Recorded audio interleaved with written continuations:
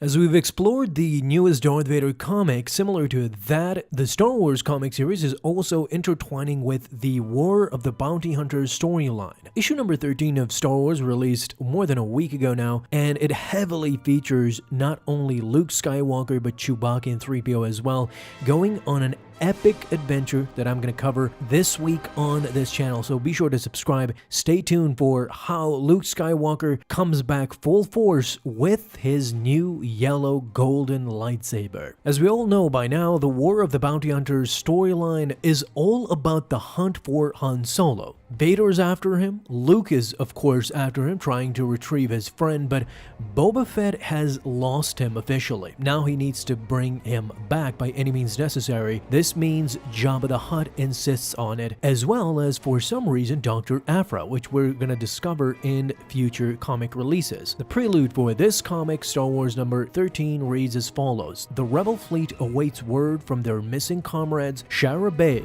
lost on Starlight Squadron's first mission, and Han Solo, frozen in carbonite and in the hands of the infamous bounty hunter Boba Fett. A friendly signal from the Imperial Star Destroyer Tarkin's Well reaches the redemption in the middle of the night. Shara is alive, hiding in the depths of the ship and gleaning information about the Imperial systems. But the rebellion still seeks Boba Fett and his cargo. If for some reason you weren't aware of what happened after Empire Strikes Back, as the 2020 Star Wars comic series has explained, after Luke lost his blue lightsaber, his Anakin's lightsaber basically, he went on to find a new yellow lightsaber that he got from a Jedi temple. The first page shows you how serious Luke Skywalker is about his training, and it finally comes to fruition. In this comic, you will see Luke Skywalker coming into his own. The first issue of Star Wars 2020 showed a very shaky Luke Skywalker similar to the past. He is still growing up and finding out his true power as a Jedi. Now I think we're there.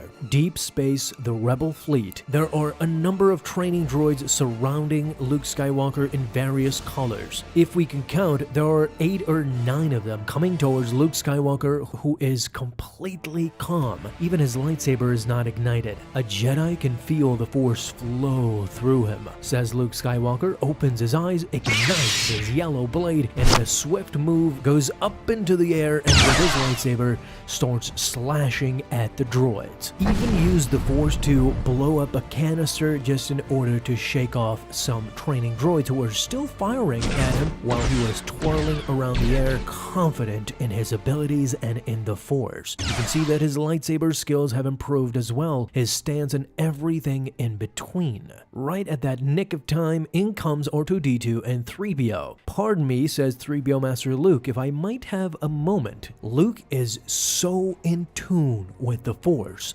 so focused that he does not even flinch and is not even bothered that somebody has disrupted his training. At that moment, Luke remembers Yoda telling him, "You will know when you are calm, at peace, that you have become a Jedi." Luke turns to 3PO. With his lightsaber ignited, there is a training droid right behind him, and it shoots at Luke Skywalker, who simply deflects the bolts without even looking at it and slashes it with his lightsaber. This is how mighty Luke Skywalker had become. His duel with Darth Vader had him cross that threshold. He would no longer be the frightened, disillusioned Luke Skywalker. He knew who his father was, he knew who his family was, his origins, where did he come from. He was the son of the almighty Anakin Skywalker, and he would start being exactly like his father was before he fell to the dark side. This startled 3PO at the very least, who said, "Oh my goodness, sir, I hope I did not startle you during your training." "No," 3PO said Luke, "it's fine. A Jedi should be able to stay focused throughout much bigger distractions than someone saying hello. What do you need?" "It is in fact R2-D2, explains 3PO. "He wishes to share something with you, and it is connected to the events on Elfrona, the planet where Luke found his new lightsaber." But before R2 could share this new information with Luke Skywalker, who I believe it is either about the Grand Inquisitor, some finding that R2 made, or that Vader had visited the place right after Luke left, But either way, Chewbacca disrupts everything by telling Luke Skywalker and the gang that they have spotted Boba Fett on Nar Shaddaa. Unfortunately though for Luke Skywalker, his Jedi and lightsaber skills would not translate on a place like Nar Shaddaa. He pondered on bringing Lando as well, but Chewbacca believed that he is not to be trusted. Further, he does not think that Captain Solo would be pleased to see the face of the man who betrayed him the moment he is released from Carbonite. Indeed, it was so. Luke Skywalker recognized Chewbacca's concerns, and with that, they headed straight for Hutch Space, the smuggler's moon of Nar Shaddaa. And it is here that Luke Skywalker would go on to learn a lot more about not only Boba Fett, but the bounty hunting criminal underworld in general. There was still some bickering between R2 and 3PO. R2 wanted to tell his master Luke something very important, something from previous. 3PO though was adamant that Chewbacca and Luke were focused on the mission at hand, to release Han Solo from Boba Fett. Luke hadn't been here on Nar Shaddaa since that business with Gracchus the Hutt. In fact, this place, according to Luke, made Mos Eisley look like Anchorhead. He didn't want to spend one more second than they had to on this moon. Nar Shaddaa is mostly famous, for me at least, from video games, especially Jedi Outcast. Thumbs up to those guys who have played that game from start to finish. I'm playing it even to this day, years later, when you have to navigate through Nar Shaddaa with Kyle Katarn. It is very similar to that. The imagery is very cyberpunkish, and it is very unfortunate that we don't have a modern interpretation of what Nar Shaddaa would look like. We just have those old video games that do not show the full picture of Nar Shaddaa, I think.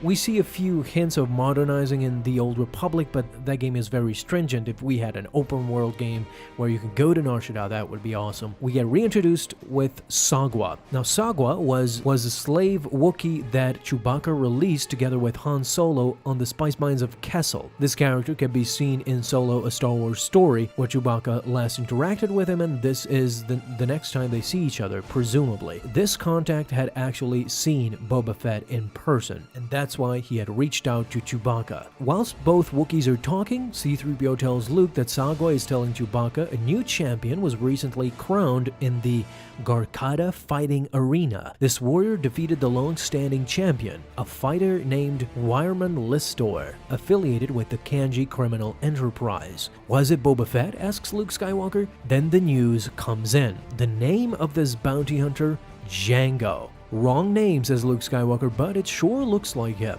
What the comic is actually trying to tell us is that Boba Fett is going through the pseudonym of his old father, still honoring the name of Jango Fett. In actuality, this holographic image is of Boba Fett, who is the champion, but he used the name of his father, Jango Fett. This is the first time that Luke Skywalker is actually made aware of the name Jango Fett, and would presumably from this point on go on to learn a lot more about the notorious bounty hunter that died on Geonosis at the hands of one of his father's bickering colleagues in Mace Windu. But this is only the start of the trouble. From this comic, it goes on to be much worse, which I'm going to cover in another video, since this comic is very bulky to say the least, and I wanted to focus on mostly the interconnectivity of Star Wars. They're definitely going for that. In the animated series and in the comics, we have so much connecting tissue now that Star Wars is starting to become whole. This is the moment when Luke Skywalker learns the name of Jango Fett. We'll presumably ask Boba about it at some point in time. It will be interesting to see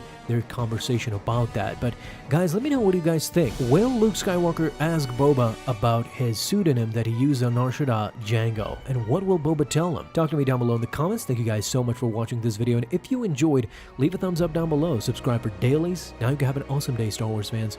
I'll see you in the next video, and may the Force be with you. Until then.